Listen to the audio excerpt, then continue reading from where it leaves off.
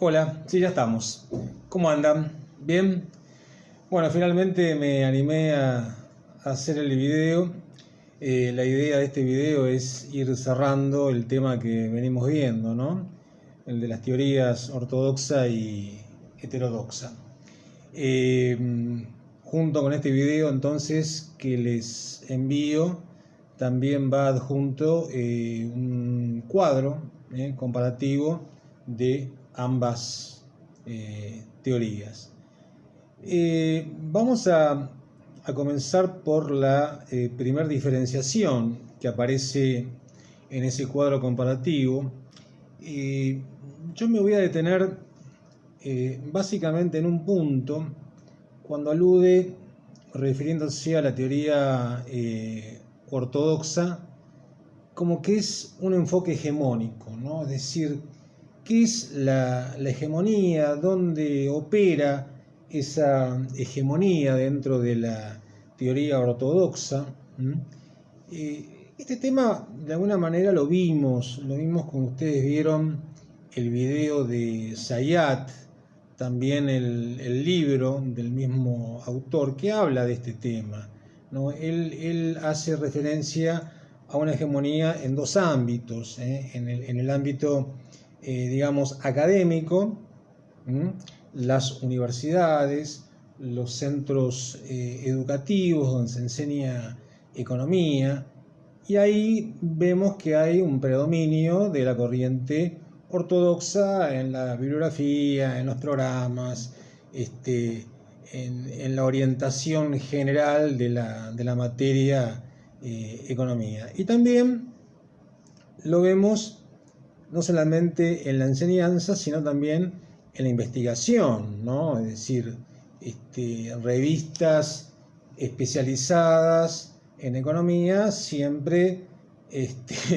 prevalece la mirada ortodoxa, ¿no?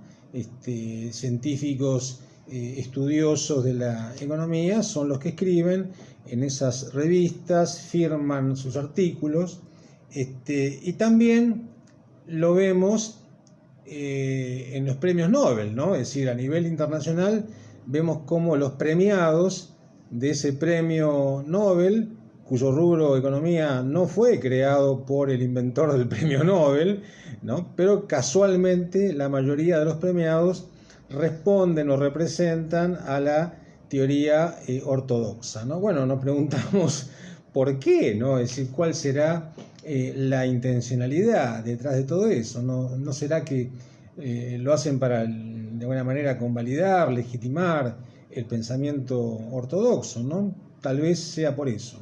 Bueno, no lo sabemos. Y la otra característica, en contraste con la teoría ortodoxa, es la característica que creo que también es importante que nos detengamos, que es el enfoque pluralista, ¿no? Por supuesto, que corresponde a la teoría heterodoxa. ¿Por qué pluralista? ¿Qué quiere decir con pluralista? Bueno, tiene que ver con que la heterodoxia en general no se desconecta, no se aísla del resto de las ciencias sociales, ¿no? Es decir, a los fines de entender mejor la realidad y los fenómenos económicos, bueno, acude, se nutre de otras ciencias, como podría ser la sociología, la antropología, la historia también, cosa que no hace la teoría ortodoxa. Entonces, ahí vemos dos características muy propias de una y otra teoría. La segunda diferenciación que ustedes estarán viendo se refiere a que la ortodoxia es una teoría homogénea, mientras que la teoría heterodoxa es más bien heterogénea. ¿Qué significa que es homogénea? Homogénea en el sentido de que conforma un bloque, ¿no? Un bloque de pensamiento más bien uniforme.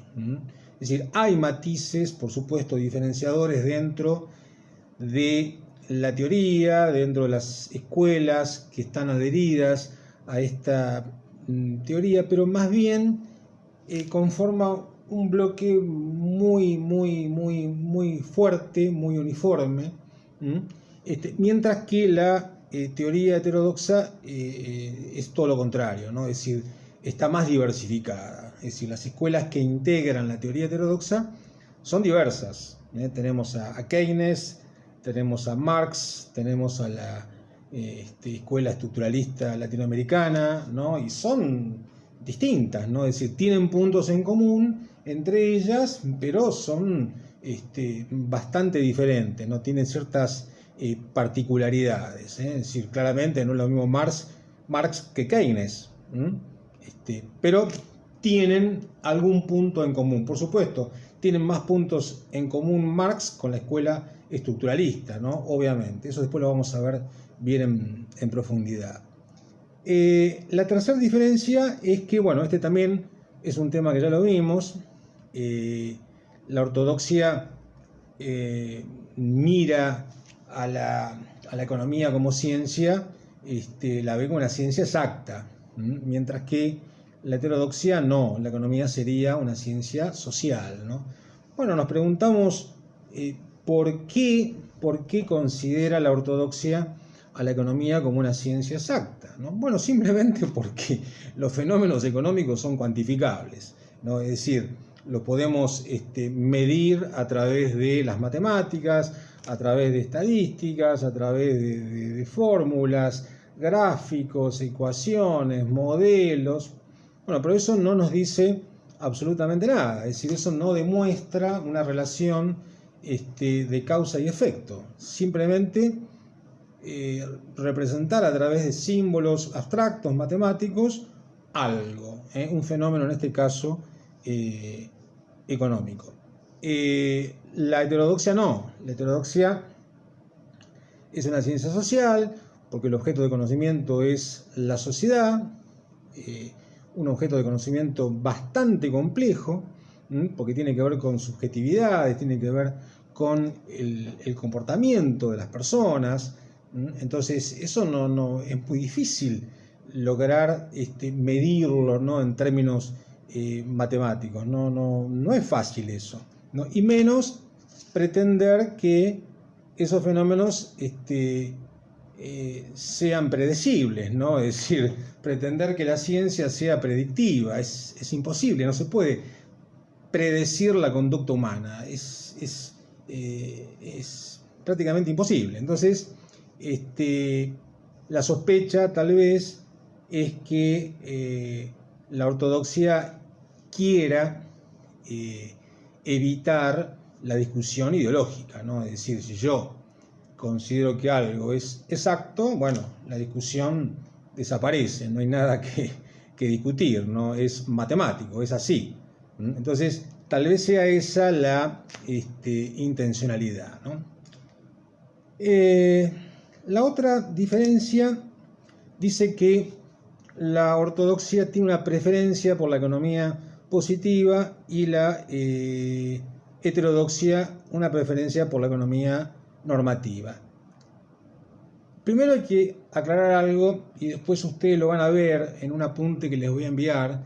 Es un tema muy fácil, no vamos a ahondar en detalles con esto porque es muy fácil y se van a dar cuenta ustedes por qué la preferencia de una teoría por una de las ramas de la economía y por qué la preferencia de la otra teoría por la otra rama. En realidad, la economía positiva es una de las dos ramas de la economía y la economía normativa es la otra rama.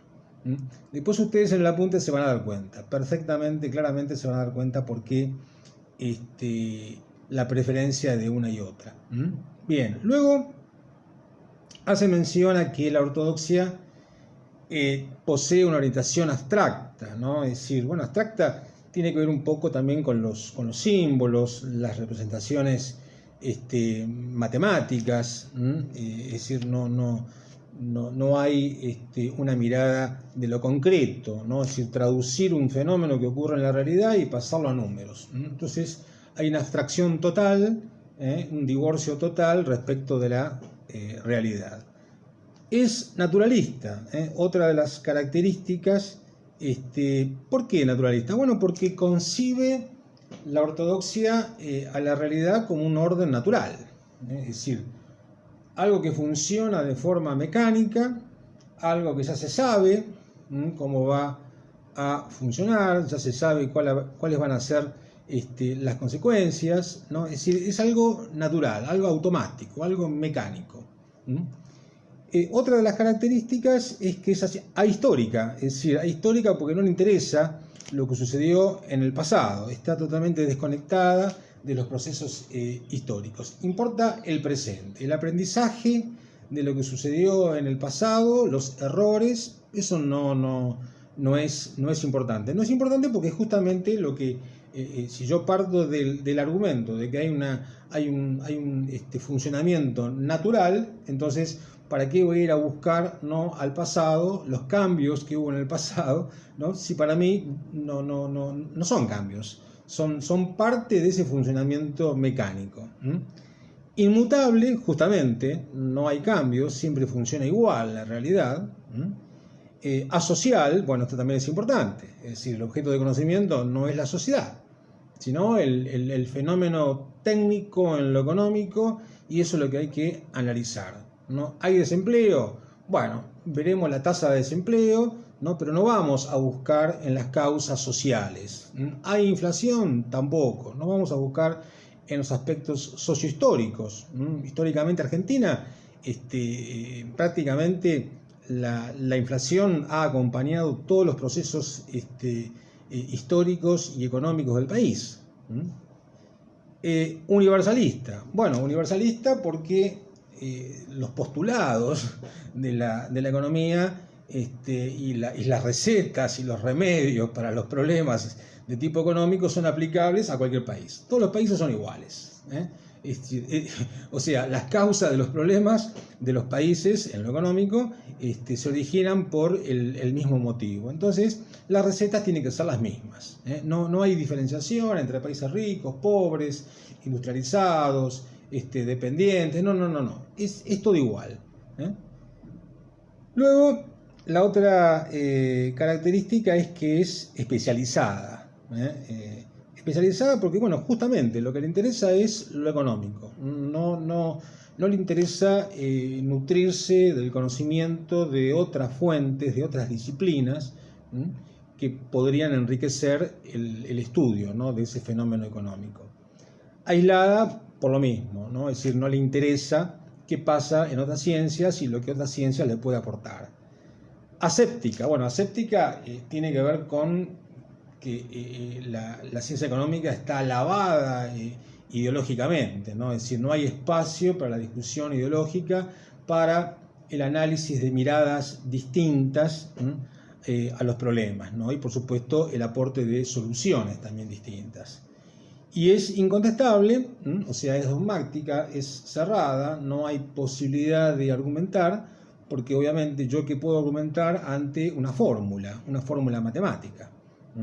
Es muy poco, es decir, no abre el debate. Esa es la característica relevante, ¿no?, en todo esto como conclusión. Del lado de la heterodoxia, bueno, es todo lo contrario, ¿no? Interés por los cambios, los procesos sociohistóricos, el estudio interdisciplinario, la historia económica, y un punto que es importante que ustedes tengan en cuenta, que es, como dice acá, la dimensión ética, ¿no? Es decir, ¿qué necesidades tiene el ser humano? Mirar a ese ser humano, cuáles son sus padecimientos, qué es lo bueno, porque a veces una medida económica puede ser perfecta, ¿no?, en términos matemáticos, pero las consecuencias pueden traer aparejados problemas, ¿no?, en las personas. Entonces, la dimensión ética no interesa. Si una decisión económica garantiza la ganancia de unos pocos, bueno, eso está bien, pero si la mayoría termina siendo perjudicada por esas decisiones, bueno, eso no interesa. No hay una mirada ética en las decisiones que la economía puede llegar a tomar como ciencia. Luego tenemos otra diferenciación. La ortodoxia pone énfasis en el modelo de acumulación. Bueno, la acumulación es prácticamente la base del capitalismo, ¿no? Es decir, la acumulación, ¿qué es? Es el aumento del capital. El aumento del capital a partir del ahorro, a partir de la inversión. Entonces eso me va a servir a mí como capitalista, como empresario, a aumentar la riqueza. Es decir, mi objetivo principal es el aumento de la riqueza, mi riqueza, a partir del capital. Y si yo voy acumulando más capital, más riqueza tendré. Bueno, esto tiene un precio, ¿no? Es decir, alguien esto lo tiene que pagar. Evidentemente, la explotación del hombre por el hombre, lo que veníamos charlando nosotros del análisis que hacía Marx, justamente tiene que ver con eso, ¿no? Cuando decimos capital no nos estamos refiriendo al dinero, es decir, capital sería los medios de producción, ¿no? Por ejemplo, una fábrica, las máquinas, las herramientas de la fábrica, los insumos, la materia prima, bueno, todo eso es el capital. El capital que yo lo pongo a producir va a generar, va a producir bienes, esos bienes yo después los vendo y ahí está mi ganancia. Si yo expando ese capital, es decir, con el ahorro, logro juntar un dinero y ahí sí puedo llegar a adquirir más capital, puedo expandir mi empresa para justamente lograr ese objetivo que siempre percibo, que es maximizar la tasa de ganancia, es decir, ganar más dinero. Ganar más dinero. Pero, como dije recién, ¿no? Eso tiene un costo que generalmente lo paga el más débil. Bueno, por el otro lado, hay un énfasis no en un modelo de acumulación, sino que la heterodoxia pone énfasis en un modelo distributivo, ¿no? Es decir, distributivo con equidad, es decir, no demasiado pocos ni poco a muchos, ¿no? Es decir, que haya una distribución de la riqueza donde nadie pierda. Esa es la idea básica. La siguiente diferenciación, ahí yo quiero que ustedes presten atención, porque habla de administración de la parte de la ortodoxia, del lado de la ortodoxia, y habla de distribución del lado de la heterodoxia, ¿no? La administración, cuando decimos administración, denota o sugiere gobierno, por ejemplo, organización, sugiere ordenar. En cambio, distribución obviamente sugiere un reparto, es decir, la palabra distribución nos va a llevar al reparto y inmediatamente la pregunta es ¿cómo?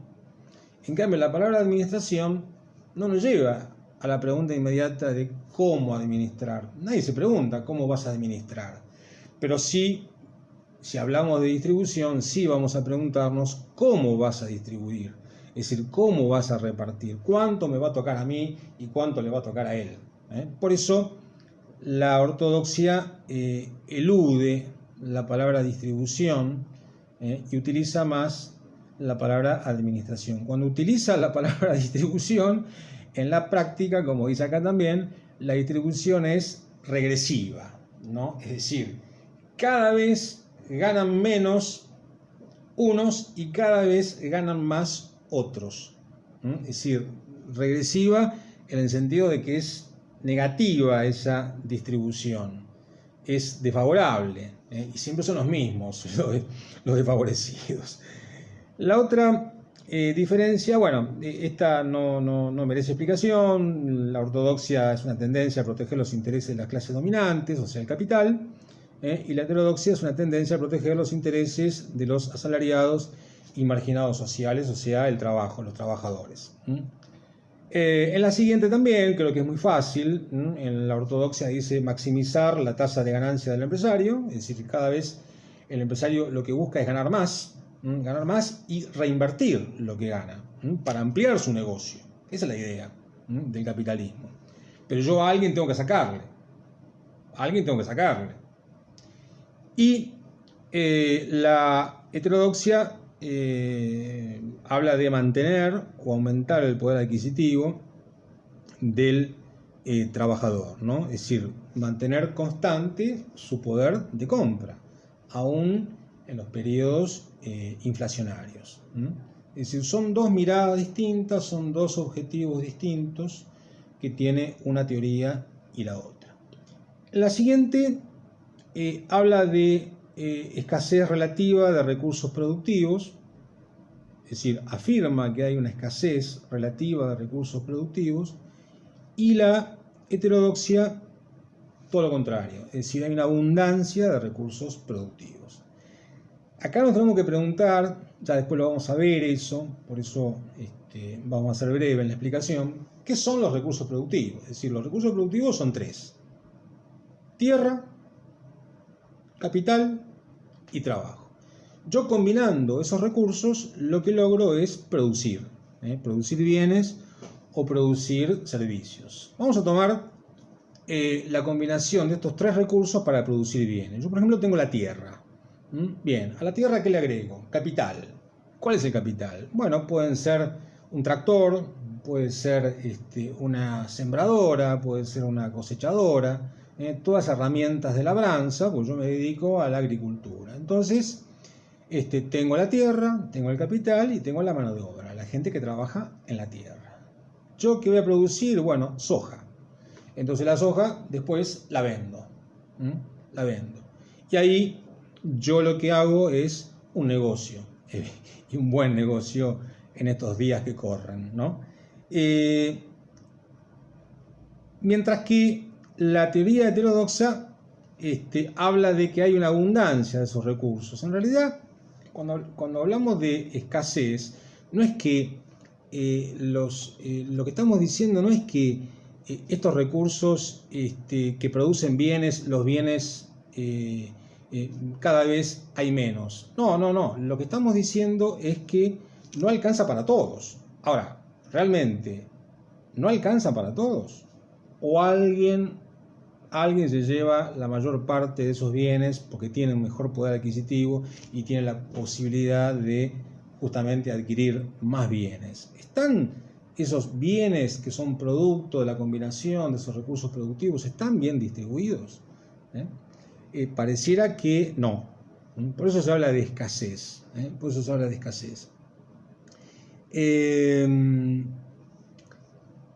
Si no nos explicaría cómo hay países ricos, países pobres, gente rica en una sociedad, gente pobre en la misma sociedad. Entonces no hay escasez, ¿no? Hay escasez para unos y hay abundancia para otros, ¿no? Entonces esa afirmación de la escasez, ¿no?, aunque sea relativa, evidentemente es un poco tramposa.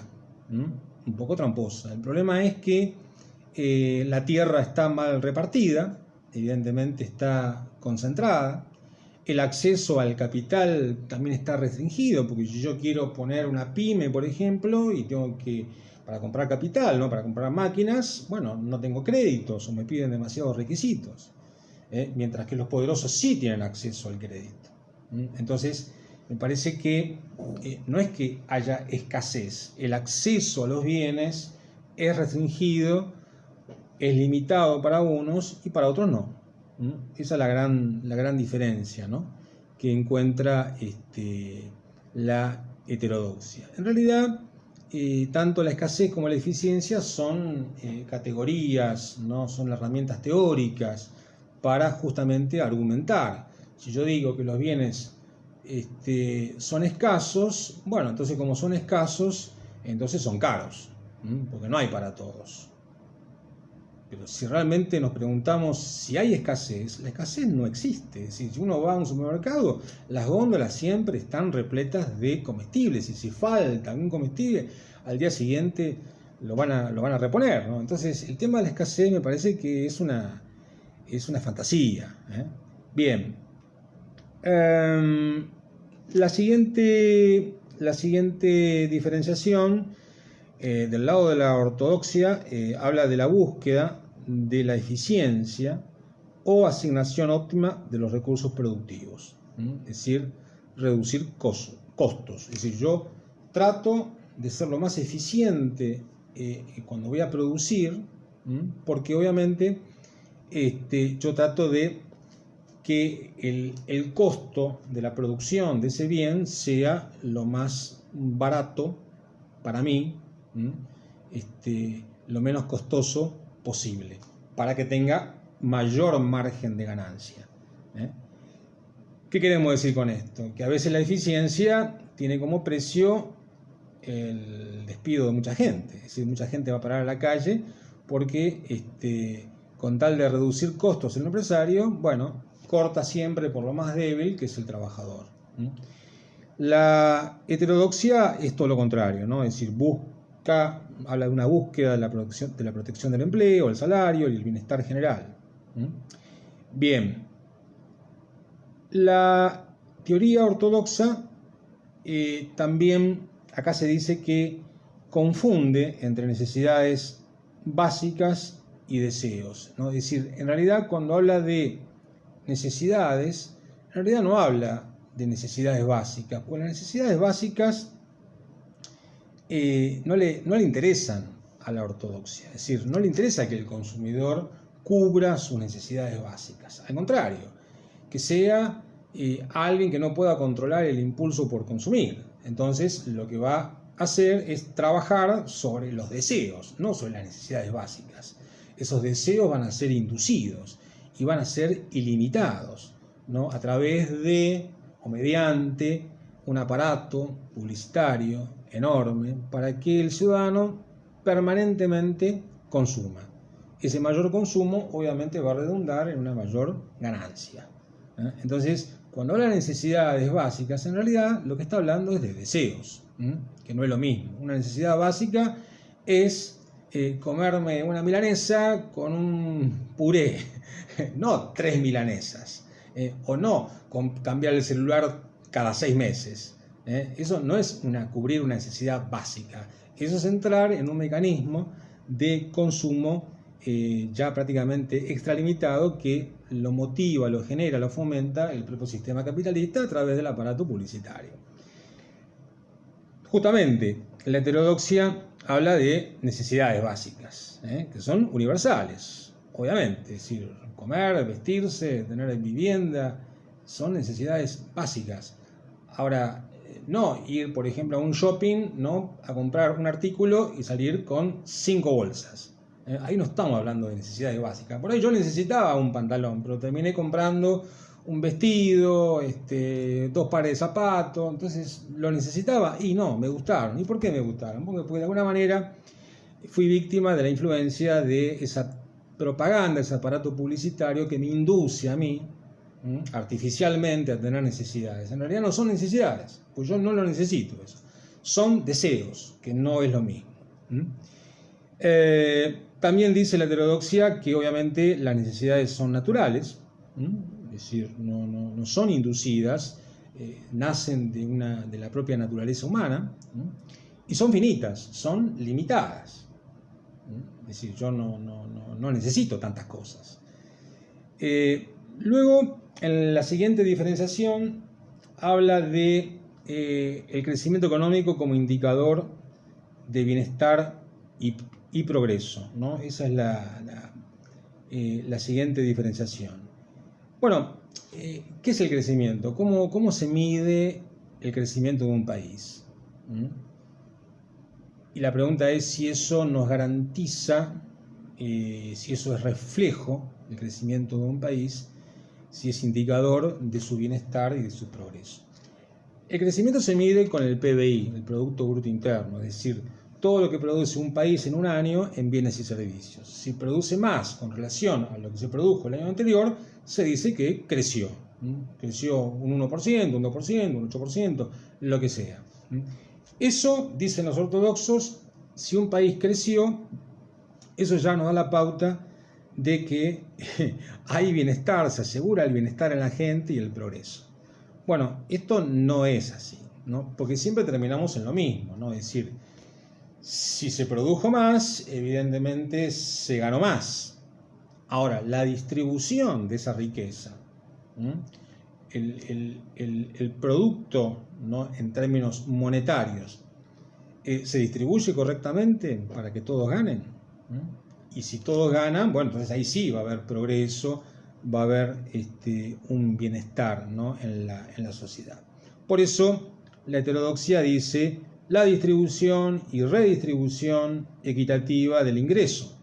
Sí, tiene que haber una equidad en la distribución del ingreso como indicador del bienestar de la población y que sostiene el crecimiento a largo plazo, ¿no? Es decir, el crecimiento no es garantía del mayor bienestar de la gente. Esto es lo que tiene que quedar claro. Por lo menos esto es lo que cuestiona la heterodoxia. Siguiendo con la siguiente diferenciación, también habla sobre lo mismo, dice que el crecimiento económico es sinónimo o implica desarrollo, ¿no? Esta es una vieja discusión, ¿no? Crecimiento y desarrollo. El crecimiento es un término que denota cantidad, es decir, se creció tanto, es cuantitativo. En cambio, el desarrollo no, el desarrollo nos habla de calidad. ¿Calidad de qué? Calidad de vida, ¿no? Es decir, si la gente tiene agua potable, si tiene cloacas, si tiene acceso a la vivienda, si come, si puede trabajar, ¿no? Es decir, justamente no se queda la heterodoxia en el crecimiento, ¿no? Nos habla del desarrollo. Pero la ortodoxia insiste en que crecimiento es sinónimo de desarrollo y eso no es correcto. Por eso la heterodoxia dice el crecimiento económico no es sinónimo, le implica desarrollo económico y no necesariamente requiere crecimiento. Bueno, esto último no hay muchos ejemplos para dar, pero el tema de Cuba. Cuba es un país que no crece, ¿no? Es decir, en términos relativos, Cuba, por las condiciones propias que tiene ese país, como producto del bloqueo y demás, no tiene mucho crecimiento, pero sí tiene mucho desarrollo, ¿no? Es decir, llamativamente, Cuba es un país que está desarrollado, ya creo que todos lo saben, ¿no?, en materia de salud, el sistema de salud, el sistema educativo, ¿no? Hay un desarrollo, es decir, hay una mejora de calidad de vida, por lo menos en esos aspectos. Tal vez no será lo ideal la vivienda en Cuba, pero sí la educación y la salud. Entonces, puede no haber crecimiento y sí puede haber un cierto desarrollo en un país. La siguiente diferenciación del lado de la ortodoxia nos dice que el consumidor posee racionalidad ilimitada y soberanía. Y esto, bueno, orienta a la producción y la inversión empresarial.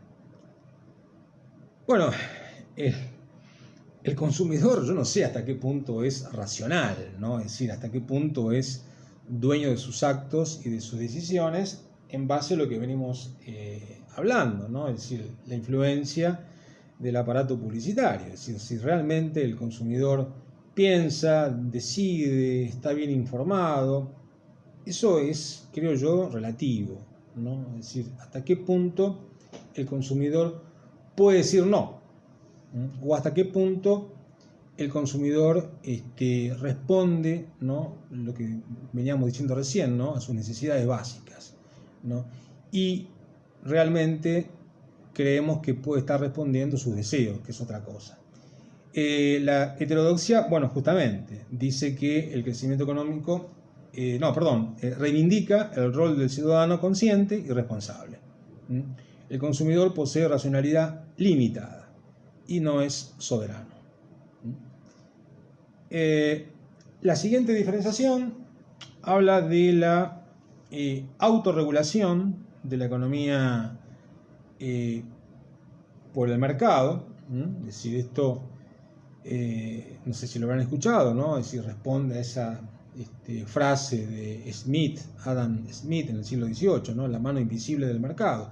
Es decir, el mercado regula todo. Es decir, el mercado regula el empleo, el ahorro, el consumo. El mercado es autónomo, se autorregula. Mientras nadie se meta con el mercado se va a encargar solo de regular la economía. Bueno, esto no es así, ¿no? Es decir, ya sabemos en todo caso cuando el mercado, cuando al mercado lo han dejado solo, quién salió ganando siempre y quién salió perdiendo, ¿no? Es más, cuando el mercado le va mal, el mercado pide auxilio, ¿no? Pide auxilio al Estado. Entonces no es tan autorregulable y tan autónomo como afirman los ortodoxos. La otra diferenciación habla de los mercados son de competencia perfecta, ¿no? Es decir, esto también lo vamos a ver, así que no se hagan problemas si no lo entienden muy bien. Los mercados de competencia perfecta tienen que ver, se dan cuando hay varias empresas, las empresas producen el mismo bien, el mismo artículo, no hay diferencia entre los artículos, ninguna predomina sobre la otra, el consumidor está informado, entonces bueno, compiten naturalmente, digamos, y ninguna prevalece sobre la otra, ninguna influencia a la hora de los precios, de formar los precios sobre las demás. La heterodoxia dice no, es decir, los mercados no son de competencia perfecta, son de competencia imperfecta. ¿Por qué? Y porque en la realidad hay monopolios, en la realidad hay oligopolios, que son empresas muy importantes, muy poderosas, que obviamente son formadoras de los precios y influencian justamente sobre las demás. Entonces no hay una libre competencia como dice la ortodoxia. Esto después, como dije recién, lo vamos a ver y lo vamos a explicar mejor, ¿no? Para que se entienda. También dice que los mercados, del lado de la ortodoxia, los mercados tienden al equilibrio, ¿no? Es decir, acá recurre a una palabra que no es propia de las ciencias sociales ni siquiera, ¿no? Es decir, el equilibrio es un término propio de las ciencias exactas, ¿no? De la física, en todo caso, es decir, no existe el equilibrio en la economía. En la economía hay tensiones, hay conflictos, hay comportamientos subjetivos que se van modificando por razones, por agentes externos, ¿no? Que no son por ahí de la voluntad de la gente. Entonces es imposible, ¿no? Hablar de un equilibrio. No hay un equilibrio en los precios, no hay un equilibrio en la oferta y en la demanda, ¿eh? Entonces la heterodoxia dice no, los mercados no tienden al equilibrio, ¿eh? A veces los mercados se desequilibran justamente en los precios, ¿no? Es decir, cuando hay inflación. La inflación es un desequilibrio que a veces se mantiene durante décadas, ¿eh? Entonces, ¿dónde está el equilibrio? ¿Por qué no se equilibra ese mercado? Por supuesto, los ortodoxos van a decir, y bueno, porque hay agentes externos como el Estado, los sindicatos, los trabajadores que protestan, ¿no? Bueno, ¿qué hacemos? Los privamos de sus derechos, ¿no? Al Estado, ¿qué hacemos? Lo dejamos sin existencia, ¿no? Bien, la siguiente diferenciación dice, los precios de los bienes y servicios los fija la ley de la oferta y la demanda. Bueno, un poco lo que dijimos recién, ¿no? No es tan cierto esto. La heterodoxia dice otra cosa. Es decir, los precios de los bienes y servicios los fija el poder monopólico u oligopólico de las empresas, ¿no? Es decir, de acuerdo a la fuerza para imponer y para formar los precios, algunas empresas son las que, en definitiva, van a formar esos precios. Es decir, no va a ser del juego de la oferta y la demanda, va a ser de la imposición de las empresas más fuertes, evidentemente. Y las más chicas, como no pueden competir, obviamente tienen que acatar lo que las más grandes impongan. Luego, la siguiente diferenciación habla de la separación de lo económico del contexto físico-natural. Es decir, acá hablamos de la ecología, es decir, la ortodoxia no tiene en cuenta la ecología, ¿no? El factor ecológico.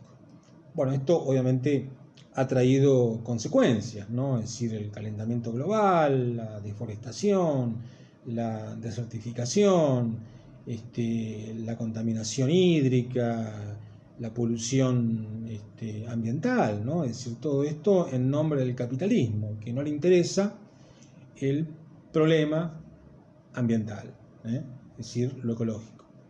Al revés, la heterodoxia habla de una integración de lo económico y lo social como subsistemas del sistema ecológico o natural. Es decir, primero lo ecológico y después viene todo el sistema social y económico.